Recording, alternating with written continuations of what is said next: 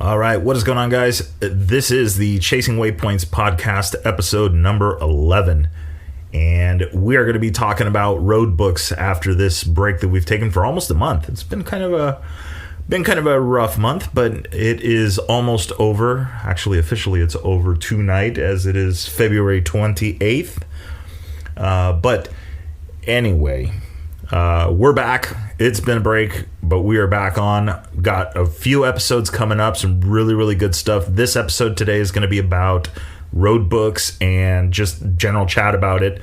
If you haven't already, jump over to the chasingwaypoints.com website, and if you click on the blog there, you're going to see the Starting From Zero article about Roadbooks. There's some great information in there. I talk about that in the episode.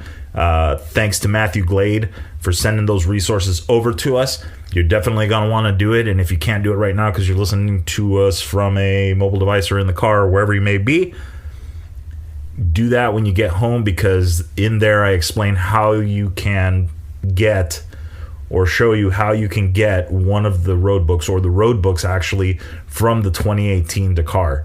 Super cool. Big shout out to Matthew Glade of Rally Motor Shop for hooking it up with that information. It's some really good stuff. And once again, I apologize for the extended break, but we are back. We've got a lot of great stuff coming. I've got Alex Martins from Conflicts Motorsports and Rally Pan Am on deck. We're going to be doing an episode here shortly, and I'll be posting that up soon, but lots more good stuff. So anyway, with all that being said, don't forget to like, follow, subscribe, whatever it is, all that, plug-in stuff. Check it out. Here's the episode. All right, so let's talk Roadbooks. Now, we've made it this far, got the gear, got all the stuff. Now it's time to actually get out onto the track and start doing some stuff, right?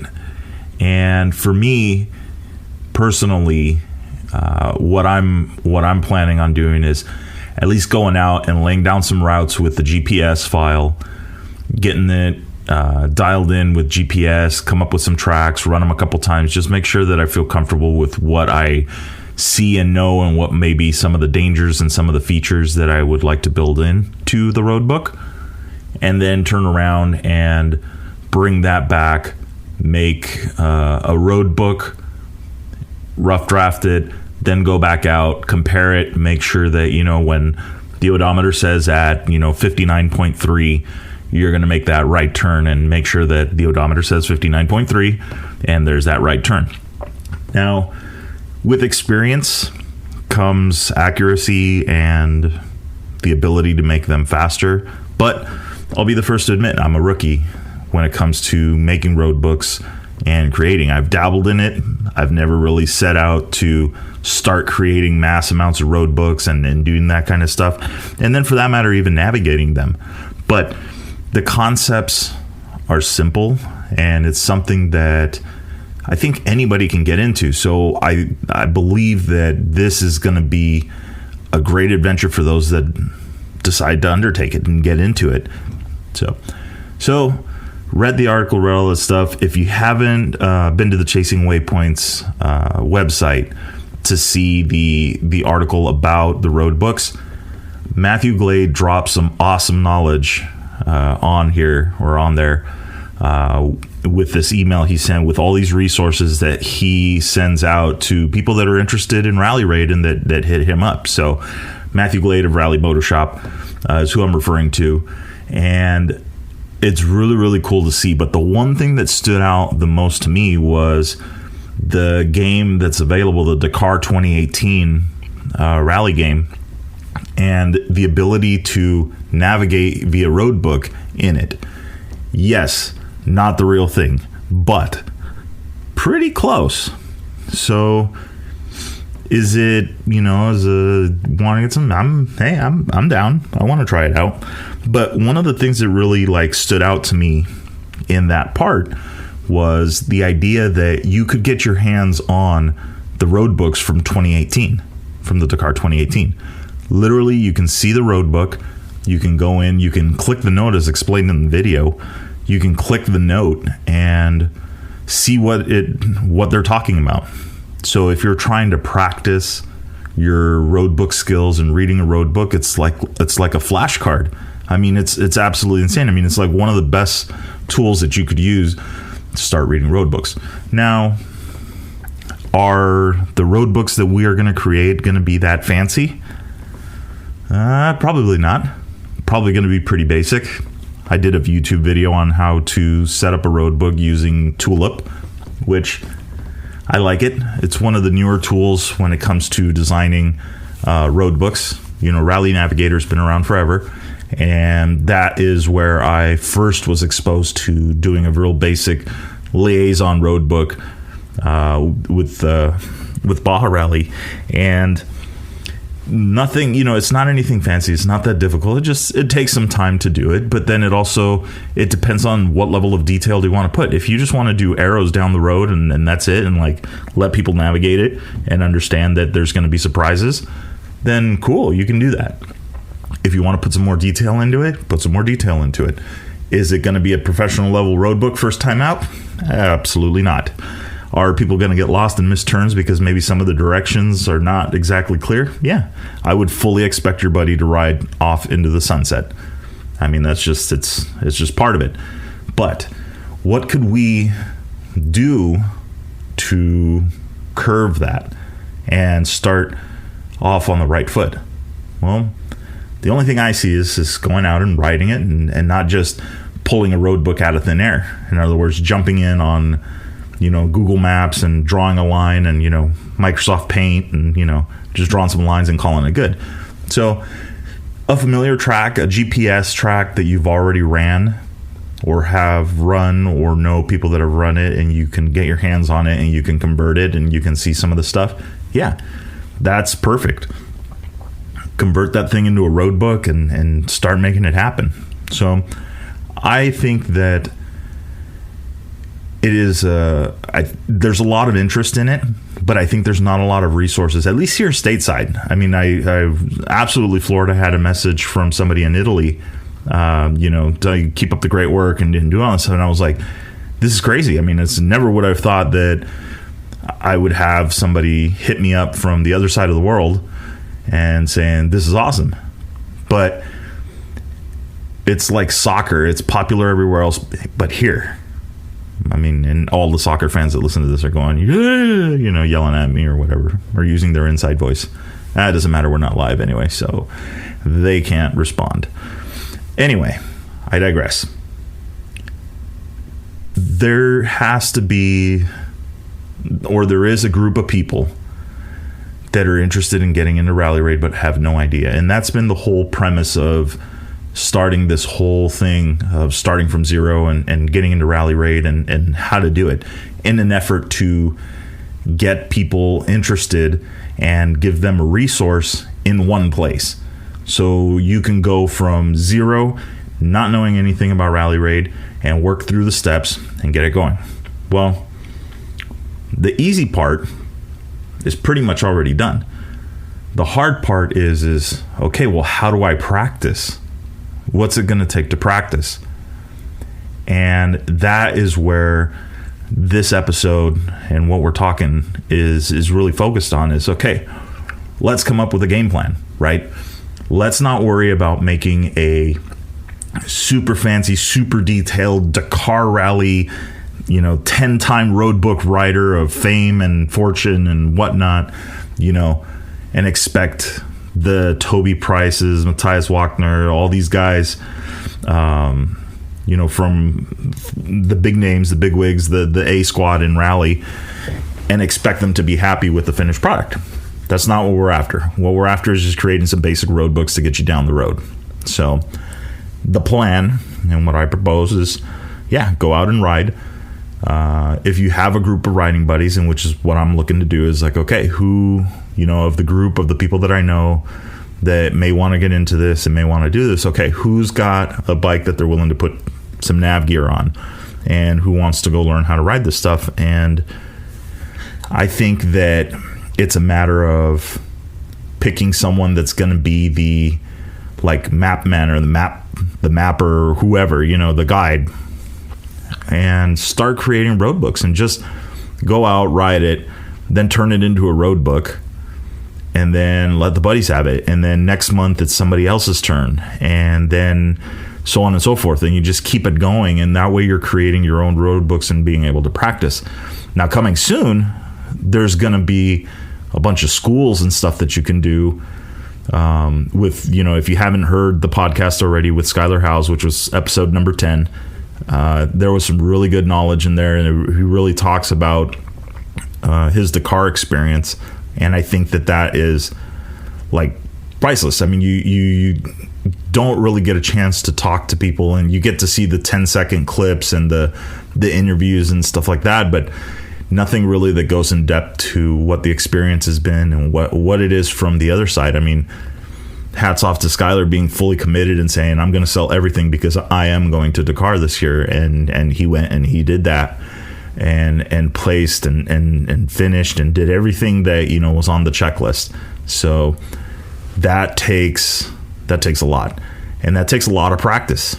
And I know that he's ran Sonora Rally. I know that he's ran Baja Rally. I know that they practice books. I know that he's involved with Mason Klein. I know that they are doing rally school coming up. I haven't gotten any further details on it, but I'm hoping that we start getting some details out of that camp soon. But there's going to be chances to go out and practice and travel and do all this stuff. But in the meantime, what do we do that's going to help grow the sport and do that? And I think that it's making the stuff available, picking buddies to go ride it and do it. And, I intend to create road books, basic road books, post them up on the Chasing Waypoints site. It's not going to be anything fancy. It's just going to be something basic. But what I want is that if somebody is in the San Diego area or in the Imperial Valley area or travels to that desert down there, I affectionately call Plaster Shitty, will they have road books that they can use to navigate and do some stuff? And yes, that's what I want to do to help grow and help get that stuff out. And so how, like I said, I just got to go out and ride it, go out, ride it, and create the road book. I harp on that because there's a couple things that I've noticed and seen, and it comes in the way of working with Mike from Rally Comp and waypoint placement and doing the, not the actual mapping of it, but having to occasionally place a waypoint, move something, or type something in order to make sure that the waypoint is in the correct spot. And the reason this all connects is because there is a inherent inaccuracy in the maps that you use to create road books. So sometimes if you go in and you create it 100% blind, meaning you've never had tires on the ground and never rode it and never tracked your route, you may use the image, the satellite image, to navigate this. Well, that's not that big of a deal, except the kilometers at the beginning maybe aren't so far off, but as you get towards the end of the road book, because you've been moving the line, and anytime you move on these programs, anytime you move the line between one dot and another dot, or one marker and another marker, it can increase the kilometers. You can drag it way, way far away, and it starts calculating that line. And so if you imagine a peak, if you draw that peak instead of just drawing a straight line across, now you're going from a line that's you're going from a point, you're going to go up this peak, travel those 2 kilometers, and then you're going to go down that peak and travel those 2 kilometers, and then you're back on track. Well, if you move that slightly and you keep making adjustments like that, by the end of the road book, the mileage and what you're doing could be off. And so I think that it's very important to go out and actually ride them. Not only that, but then also if there is something that's gnarly and there is something that is a danger, I know that the desert changes and things happen and all that stuff, but you want to do your best to at least curve that and make sure that you're not going to put people at risk or worse or not, is get people lost. You want to try and create a tight road book, something that is easier to follow along and doesn't have all of these, inaccuracies. Now, I'm going to make mistakes. I mean, you're not going to learn unless you make mistakes. Just like when we go navigating, I fully intend to ride off into the sunset when I start navigating Roadbooks. Absolutely. It's just going to happen. There's no two ways about it. There's going to be an instance where I'm going to worry about my gas mileage because I thought and it lined up and it lined up and it lined up, and then all of a sudden it doesn't. And now you got to go all the way back and figure that out. So there's a video that kind of shows that. Also is another resource from Matthew. And I've seen this video a few times, and it's kind of been circling around the internet. But it's a rider, and he's showing the navigation, and it's really cool because I have the trip meter in the bottom corner. He's showing the roadbook notes, and then you can see in the video how it's lining up.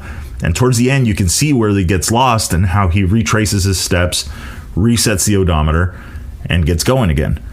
And it's not that hard. It really makes it look simple, and you start to realize, well, wait, this isn't that big of a deal. So I could probably make a road book. I could do this. This isn't that hard. It's time consuming, and I mean, it's horrible. You get to go ride your motorcycle, in the desert and go see things. So, why not? And that's, to me, like, that's the whole experience. Getting into this whole thing as an adventure. Skylar mentioned it in the episode. It's going to have that proper mindset. It's like, I just want to go out and be on this adventure and go out and have fun and just go out and survive this thing and just go out and do it. And the rest falls into place naturally. I mean, you can see it in his riding. He's just got this fast flow. I mean, just going. And I can only imagine the smile under the helmet, So why can't we get a piece of that? Why can't we go out and do that? There's nothing really holding us back. You just got to get the equipment.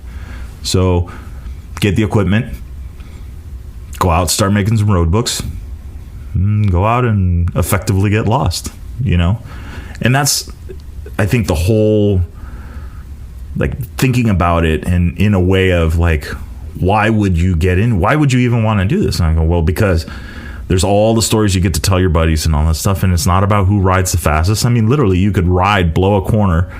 You're going to ride that road 2 minutes down, and then you're going to have to come 2 minutes back. Well, your buddy that was 5 minutes behind you is now a minute behind you, and now he can see you. And now you guys are, BSing about that later and whatnot, or he got ahead of you. How did you get ahead of me? Whatever it is. I mean, it's, in the end, it's like one of those things, like, there's just so much coolness to it, and you can make it a treasure hunt.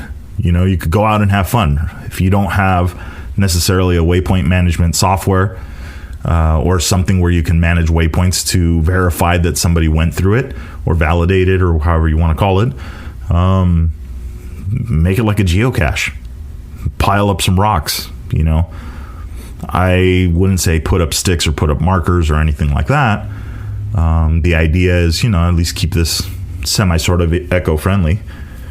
But it's just a way of doing this so that people can get into it and you can go out and have fun and have an adventure and do this kind of stuff. And there are things out there that do it. I mean, LA Barstow to Vegas, they could give you a roll chart. You could do the stuff on a roll chart. So that's not bad. So there's some practice. And then you think about, like, okay, well, going back to the schools thing, you've got Rally Pan Am that's going to be doing schools. You've got Skylar and Mason going to be doing their schools. Sonora Rally does schools. Baja Rally does schools. Like, I don't want to race. Okay. Well, go do all of these schools. And what are you going to get to see? You're going to see Utah. You're going to get to see Colorado. You're going to get to see Baja. You're going to see mainland Mexico. I mean, that's horrible. Why would you ever want to do that? Why would you ever want to travel to those places? And I hope the sarcasm comes through on that, because I'm totally being sarcastic. But why not? And find the bike, find the beater. I have friend Travis every single Sunday scored a YZ 426 and told him I want it, and he was gonna flip it, but he graciously said, you know what, I know you've been looking for a bike for a while, here you go. and, you know, sold it to me for what he got it for. And now it's sitting in the garage. And like any true money pit, I've already got parts coming for it. And the idea is like, well, wow, here's a bike that I could quickly set up to go run some Roadbooks on, and then or create them, and done. End of the story. I'm out there riding, you know. If you haven't seen the YouTube channel, his YouTube channel, every single Sunday, I highly recommend it. There is a lot of cool stuff on there. He's always doing a lot of like hard enduro type riding and just traveling around and doing all of this stuff. I believe this weekend they're out on Royal Enfields, going the hard way to Utah or somewhere like that. So definitely worth a check out. But I mean, that's it. I mean, it's not a fancy bike. I'm just going to make sure that the thing will log some miles and it's mechanically sound the best I can, and then just go out and ride. And I think that it's the same for everybody. If you've got it, okay, cool. Now go see Matthew, you know, or jump at rallymotoshop.com and pick up some nav gear. Don't get the fancy stuff. You don't have to go super fancy, you know, and just go start making Roadbooks. I mean, why not?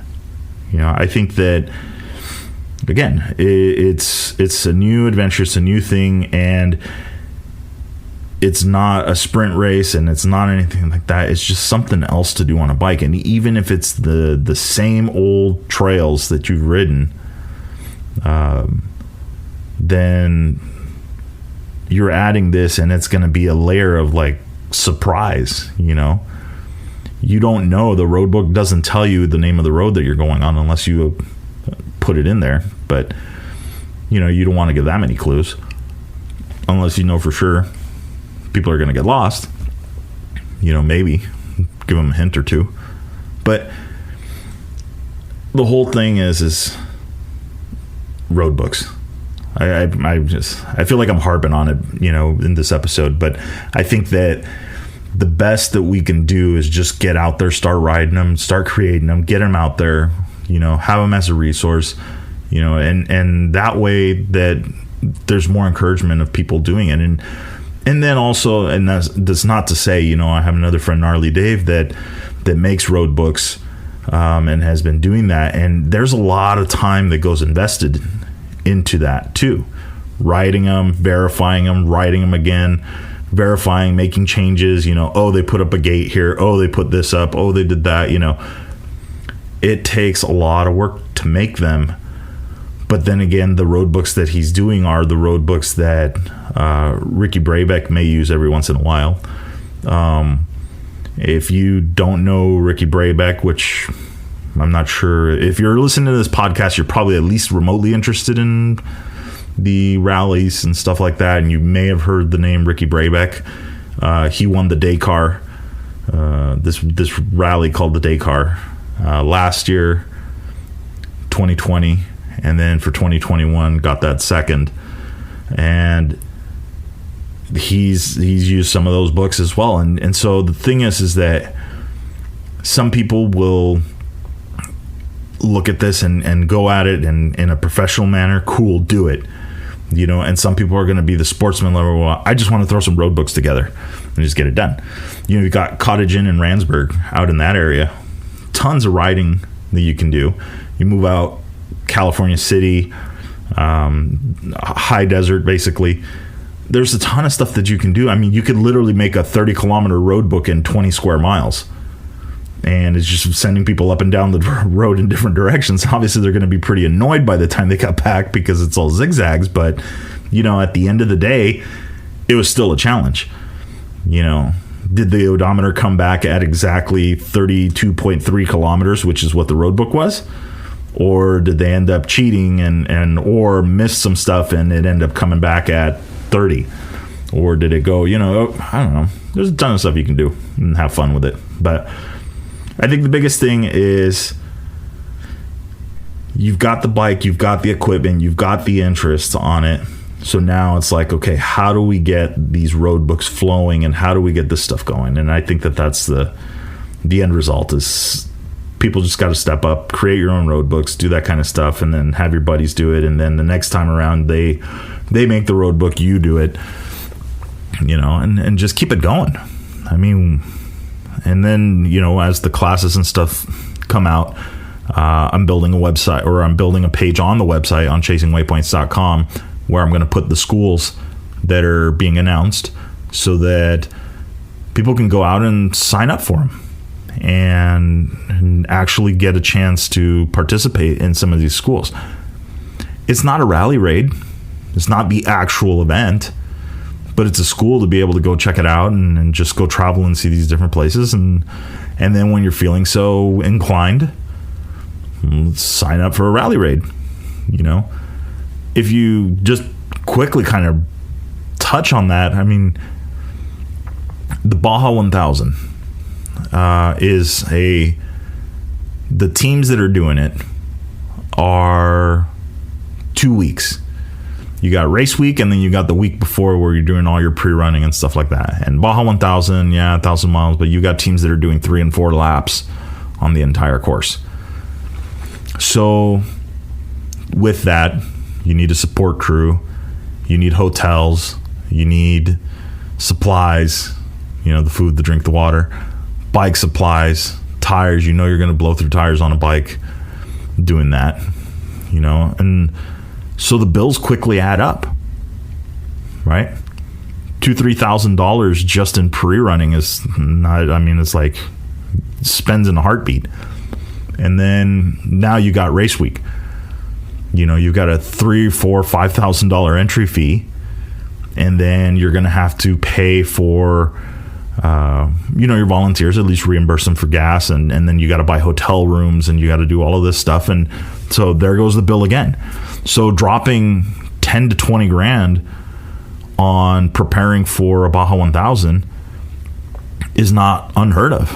It's actually more common than we would think. Well, now compare that to a rally raid. Well, a rally raid, you got $3,000 entry fee. Okay, you got to buy the hotels. So you're going to be at $5,000. You don't need a big crew because there is no chasing. So then you just need somebody to basically drive your truck from bivouac to bivouac, and could be your mechanic. So you could literally do it with one other person other than yourself. Or like some, and it's awesome every time I get to go down to the Baja Rally and work with all of the people in the families. It's a family. And see everybody there, and there's the significant others, the sisters, the brothers, whatever it is, and it's all one big family, and it's all one big event, and it's really, really cool. But it's way more cost effective than running one of those races. And then the other one, the Baja 1000, for the upper 10% of your class, is a sprint race. 8 riders, 50-mile stints, 75-mile stints, unless you're Colton Udall, where you've got a 750-mile stint. It's still a sprint race. And Rally Raid can be a sprint race, the guys that navigate quickly, but the majority of the field, the amount of people that are competitive grows significantly, because the fastest guy can keep making mistakes, that the next fastest guy makes half those, that the third fastest guy only makes a quarter of those, that the fourth fastest guy, who actually wins the event, made no mistakes, didn't get lost, didn't blow through waypoints. So it's one of those things that it just ebb and flow. And it really broadens the ability. Like, I've seen one of the rallies literally get decided at the very last waypoint of the event. So what was it? It was the skill. It was and it was just a simple mistake. It wasn't super, super critical, but it just was at the wrong time. So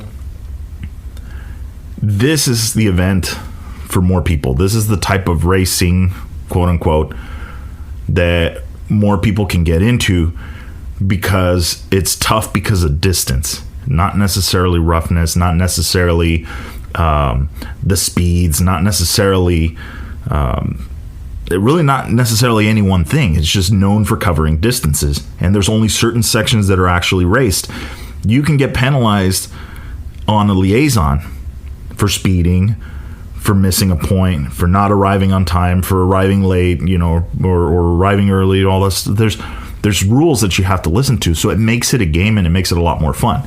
So I don't want to preach and discourage anybody on that, but I think that if you go back and just look at okay, I want to go out and I want to do something different. I'm tired of riding in the same area, and if you're in California, that riding area is getting smaller and smaller and smaller every year.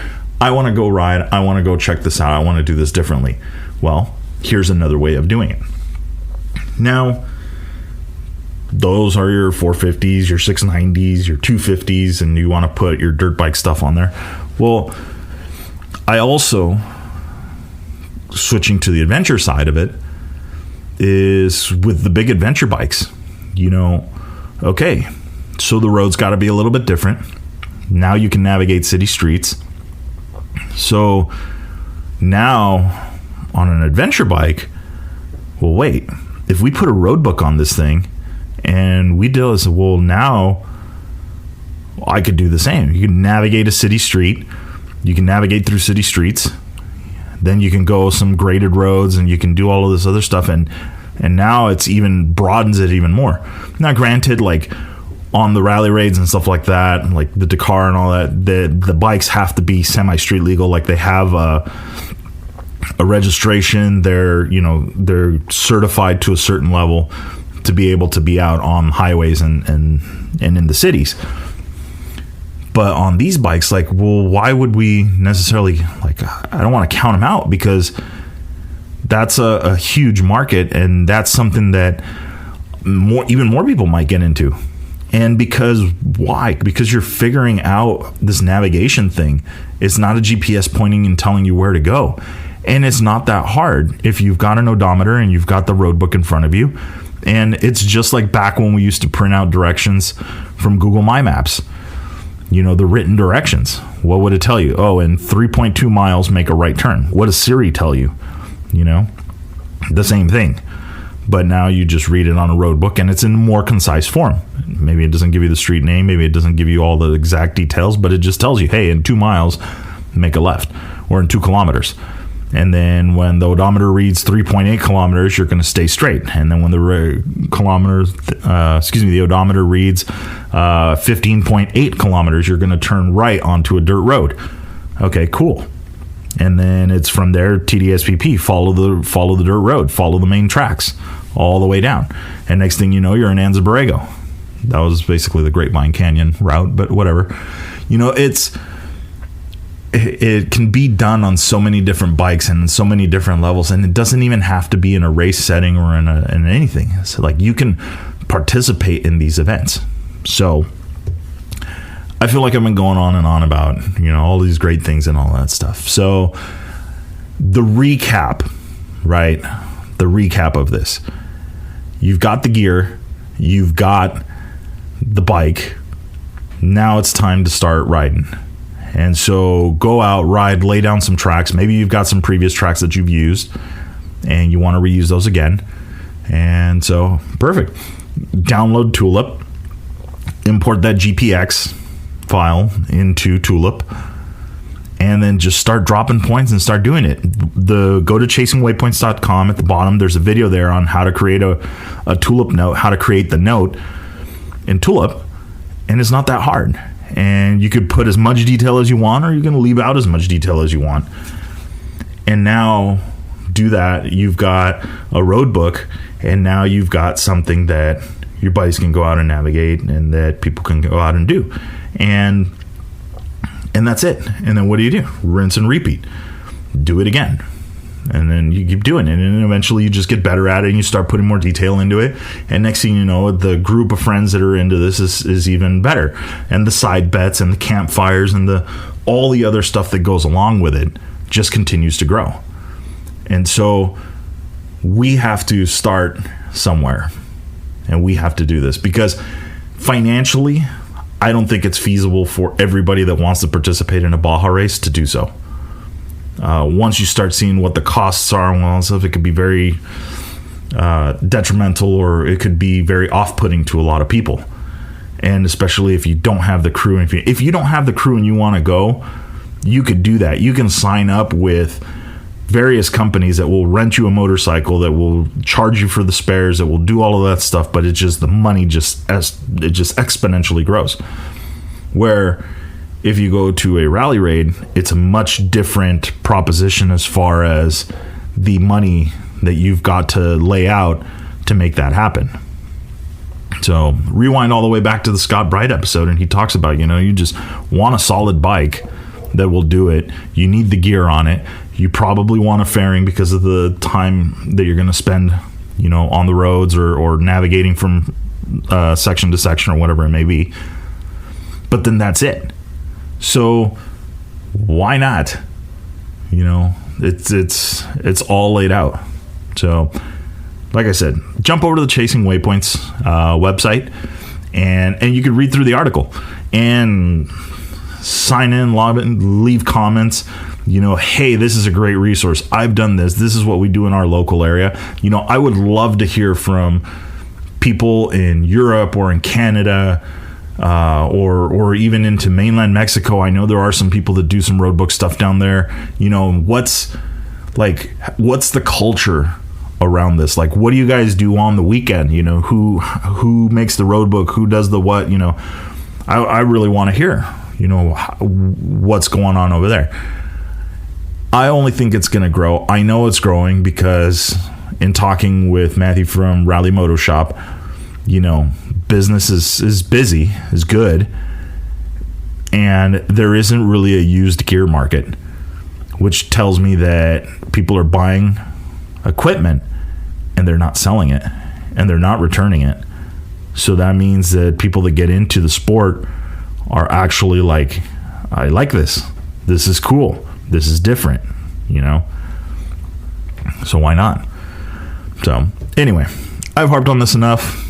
It is getting a little bit late on a Sunday. Got to get ready for work. Do that 9 to 5 gig. So I hope everybody has been well. We're still doing this lockdown thing, still doing that, but now the vaccinations and all that stuff. But this podcast is absolutely not about any of that.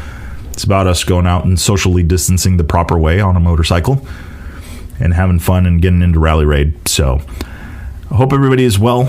I apologize for the break, almost a 1 month break in the podcast, but I've got about 6 or 7 episodes that are going to be coming in hot. So absolutely stay tuned. Don't forget, visit chasingwaypoints.com. You can follow along on the article. You can see some of the stuff that we were talking about right there. This podcast episode will also be linked there, so you can jump in and check it out and listen along. And after that, that is it. So remember, rubber side down, shiny side up. Go out, get lost. See ya.